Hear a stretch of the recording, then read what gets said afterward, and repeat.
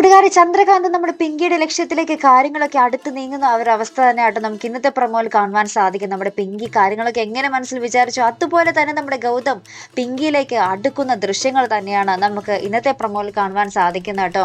കാരണം നമ്മുടെ നന്ദയാണ് ആദ്യം ഇതിനൊക്കെ എന്താ പറയുക ആണി അടിച്ചതെന്ന് തന്നെ പറയാം. കാരണം നന്ദയാണെന്നും ആദ്യം ഞാനിനി പിങ്കിയെ ഭയങ്കരമായിട്ട് നോക്കും, അങ്ങനെ നോക്കും, ഇങ്ങനെ നോക്കും, ഞാൻ പിങ്കിയുടെ കാര്യങ്ങളൊക്കെ നല്ലോണം നോക്കിക്കൊള്ളാം, ഗൗതമിനെ കൊണ്ടും അങ്ങനെയൊക്കെ ചെയ്യിപ്പിക്കുമായിരുന്നു. പിങ്കിയെ മാക്സിമം സന്തോഷിപ്പിക്കണം, പിങ്കിക്ക് ആവശ്യമുള്ളതൊക്കെ മേടിച്ചു കൊടുക്കണമെന്നൊക്കെ പറഞ്ഞിട്ട്.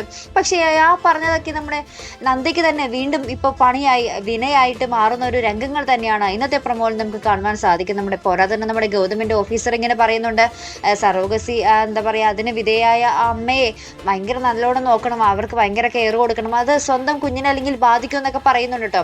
അപ്പോൾ നമ്മുടെ ഗൗതം വീട്ടിൽ വന്നിട്ട് നമ്മുടെ പിങ്കിയോട് ഇങ്ങനെ പറയുക, ഭയങ്കര സ്നേഹത്തിലൊക്കെ പെരുമാറുകയാണ്. പിങ്കിക്ക് എന്ത് വേണമെങ്കിലും എന്നോട് ചോദിക്കാം, പിങ്കി പറയുന്നത് പോലെയൊക്കെ ഞാൻ ചെയ്തോളാം എന്നൊക്കെ പറയുന്നുണ്ട്. അപ്പോൾ നമ്മുടെ ഗിരിജ വന്ന് പറയുന്നുണ്ട്, ഓ ശരിയാണ്, ഇങ്ങനെ വേണം കൊച്ചിൻ്റെ അച്ഛനും അമ്മയും പെരുമാറാൻ, പക്ഷെ നന്ദി ഇങ്ങനെയൊന്നും അല്ല എന്നൊക്കെ പറഞ്ഞ് നമ്മുടെ എന്താ പറയുക ഗിരിജ നമ്മുടെ ഗൗതമിനോടും പിങ്കിനോടും പറയുന്നൊക്കെ ഉണ്ട്. അപ്പോൾ നമ്മുടെ പിങ്കിക്ക് ഇങ്ങനെ ഭക്ഷണം വെച്ച് കൊടുത്തിരിക്കുക നമ്മുടെ ഗിരിജ. അപ്പോൾ നമ്മുടെ ഗൗതം മുന്നിലുണ്ടാവും. അപ്പം നമ്മുടെ ഗൗതമിനോട് നമ്മുടെ ഗിരിജ പറയുന്നുണ്ട്, പിങ്കിക്ക് വാരി കൊടുക്കുക, കുഞ്ഞിൻ്റെ അമ്മയ്ക്ക് വാരി കൊടുക്കുക, കുഞ്ഞിൻ്റെ ഏറ്റവും സന്തോഷമുള്ള കാര്യം അച്ഛൻ്റെ കൈ കൊണ്ട് വാരി കൊടുക്കുന്നതായിരിക്കും എന്നൊക്കെ നമ്മുടെ ഗിരിജ പറയുന്നുണ്ട് രംഗങ്ങൾ കേട്ടോ. അപ്പോൾ ഇതൊക്കെ ഇങ്ങനെ നമ്മുടെ നന്ദ കാണുന്നുണ്ട്. നന്ദ ഇതൊക്കെ കേട്ട് ഓ എട്ടിൻ്റെ പണിയായി പോയല്ലോ കിട്ടിയതെന്നൊക്കെയുള്ള രീതിയിൽ ഇങ്ങനെ നോക്കി നിൽക്കുന്ന അവസ്ഥ തന്നെയാണ്.